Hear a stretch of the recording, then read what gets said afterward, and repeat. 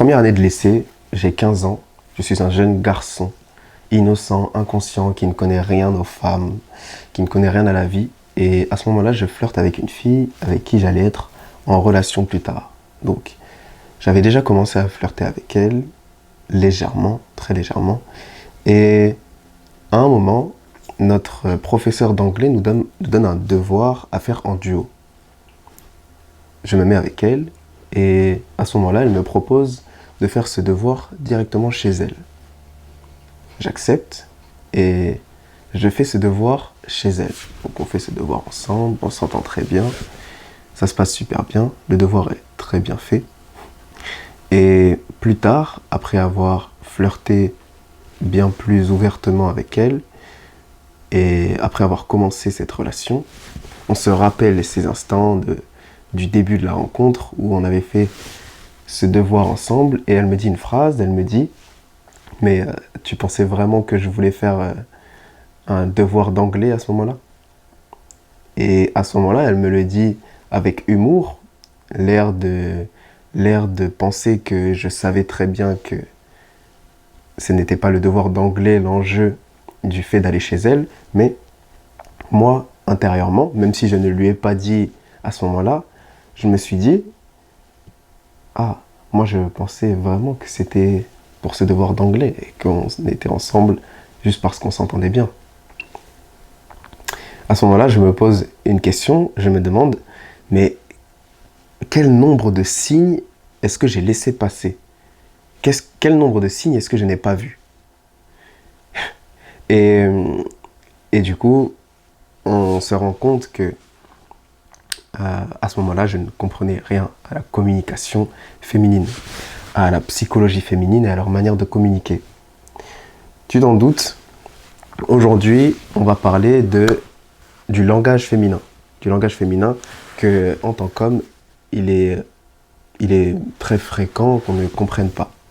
Généralement, on ne comprend pas et généralement, les hommes et les femmes ne se comprennent pas tout simplement parce qu'ils ont un langage différent.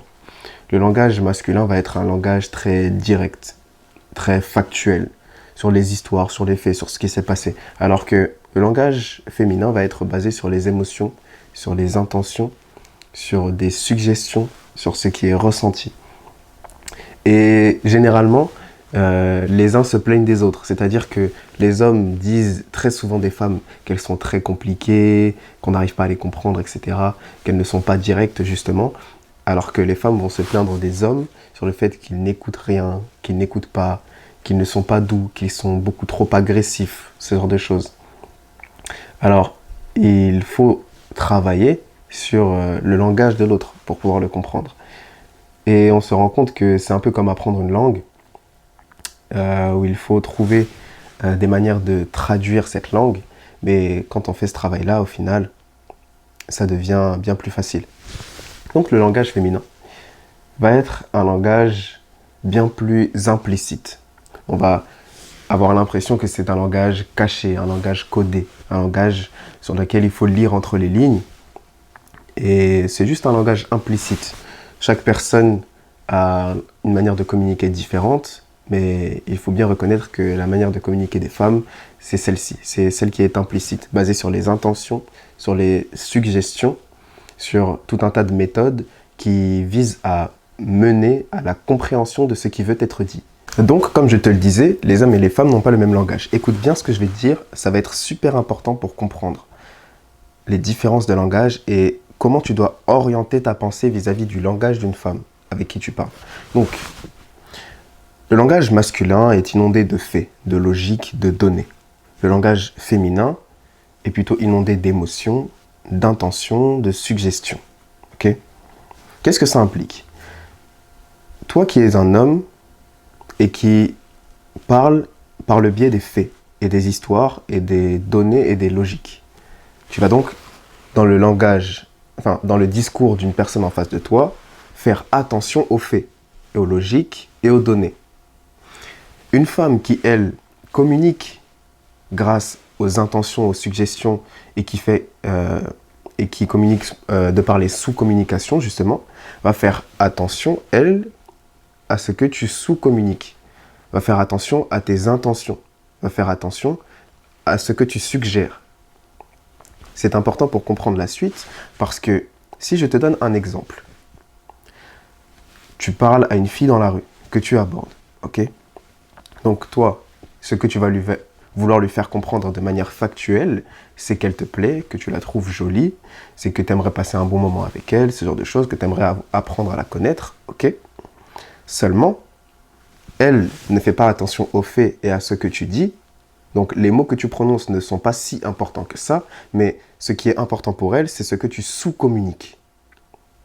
Et donc, à quoi elle va faire attention? À des détails dans ton langage corporel, des détails dans tes mots aussi, mais plutôt aux intentions qui s'en dégagent. C'est pour ça que si dans ton mindset, tu es needy, tu as besoin de sa validation, consciemment ou inconsciemment, d'ailleurs très souvent inconsciemment, tu vas donner des petits détails dans ton discours qui vont montrer que tu as besoin de sa validation. Tu vas donner des petits détails dans ton langage corporel aussi qui vont montrer tes intentions, c'est-à-dire de te faire valider par cette fille. Et ça va lui donner l'impression que tu es dans le besoin. Et tu sais, ce qu'on appelle impression, c'est une multitude de petits détails que ton cerveau va repérer, mais qu'il va associer et qu'il va simplifier en te donnant cette impression. Les impressions qu'on a, c'est juste une multitude de détails qu'on a remarqués, mais qu'on associe pour simplifier la pensée, pour ne pas avoir à trop réfléchir, à noter tous ces petits détails. On va réunir tout ça et appeler ça une impression, une intuition. Et donc, de par cette multitude de détails que tu vas lui donner, elle va finir par se dire il n'est pas si masculin que ça. Je sais pas, il y a quelque chose qui va pas. Et il est needy. Il a besoin de moi. Tu vas le sous-communiquer. Et ça, c'est tout l'art de la communication féminine, cette capacité à discerner. Et on pourrait croire que ça vient d'une capacité de discernement qui est supérieure, alors que c'est simplement qu'elles font beaucoup plus attention aux intentions, justement. C'est comme le fait que, par exemple, une fille qui débarque avec une nouvelle coiffure, mais quelque chose de détaillé, une fille va directement le remarquer, alors que les hommes ne vont pas du tout le remarquer. C'est simplement qu'elle, de son côté, fait très attention aux détails dans sa coiffure et dans sa chevelure, et se coiffe tous les matins. Et donc, quand elle sort dehors, elle remarque aussi tous les détails dans les cheveux et dans les coiffures de toutes les autres femmes. Et donc, si elle voit une fille tous les jours et que du jour au lendemain, il y a un changement, étant donné qu'elle y fait toujours attention, elle le remarquera. Alors que toi, tu t'en fiches. Donc, tu ne le remarques pas. Et c'est quelque chose qu'il faut absolument comprendre, surtout dans une relation amoureuse, par exemple, parce que sinon, on se retrouve rapidement démuni et on se retrouve rapidement aussi dans une situation constante de conflit. Parce que dans cette sous-communication, il y a aussi ce qu'on appelle les shit tests. Je pense que tu as certainement déjà entendu parler des shit tests. C'est une manière de tester l'homme de par des phrases ou de par certains comportements, en attendant de cet homme une réaction qui va montrer son côté mature, son côté masculin. Et ça peut être parfois un comportement très toxique, dans le sens où il y a des femmes qui vont aller jusqu'à manquer de respect à leur partenaire, par exemple, et attendre de lui qu'il la recadre. Et tu as certainement déjà entendu parler des filles qui disent souvent ça, qui disent « Ouais, moi j'aime bien un homme qui est capable de me recadrer, j'aime bien qu'il est capable de me calmer, de me recadrer, quoi. » Il y a des femmes qui disent ouvertement ce type de phrases, et c'est ce type de femmes, justement, qui vont avoir ce comportement de parfois manquer de respect exprès pour que cet homme lui montre qu'il n'accepte pas ce manque de respect. Et ce qui va sous-communiquer, que ce soit toi ou une autre, je n'accepte pas que quelqu'un me parle de cette manière ou agisse comme ça de cette manière avec moi. Et c'est ça qui va sous-communiquer sa masculinité, sa maturité et sa fermeté en tant qu'homme. Et donc, il faut être capable de voir ces tests et d'y répondre correctement, tout simplement parce que si on revient sur la manière dont toi tu communiques, par exemple dans une interaction dans la rue, si jamais tu y vas vraiment pour la plaire, si jamais tu y vas avec l'idée que tu as peur de la perdre, si jamais tu y vas avec l'idée et l'intention de te faire valider par cette fille, tu vas le montrer de par tes actes, de par ton langage corporel, de par même tes mots, parce que tu vas te vendre, tu vas te qualifier d'une certaine manière, et donc elle pourra voir ces intentions-là. Elle pourra lire ces intentions-là entre les lignes. Par contre, si tu y vas en véhiculant l'idée que tu es confiant, en véhiculant l'idée que tu es capable d'être toi-même avec elle, en lui montrant que tu es capable d'être toi-même avec elle, en étant capable de la taquiner, de jouer, en montrant que tu veux juste passer un bon moment, et si jamais il y a une complicité, alors là, peut-être qu'on pourra faire quelque chose ensemble, ce sera beaucoup plus séduisant. Et tu montreras une image de toi beaucoup plus masculine, beaucoup plus confiante. Et c'est pour ça qu'aller chercher des phrases toutes faites sera très souvent inutile, tout simplement parce que tes intentions ne changeront pas grâce à ces phrases. Et tes intentions pourront quand même se lire. Si tu es needy, si tu lui montres que tu as peur de la perdre, elle le verra et elle trouvera ça bizarre. Elle trouvera ça bizarre et elle te rejettera d'une certaine manière. Alors que si tu n'as pas peur d'être toi-même, si tu lui montres que tu es capable de jouer, de la taquiner, si tu n'as pas peur même de donner une opinion contradictoire, de la contredire, d'être toi-même. S'il y a quelque chose qui te plaît, tu lui dis. S'il y a quelque chose qui ne te plaît pas, tu lui dis aussi.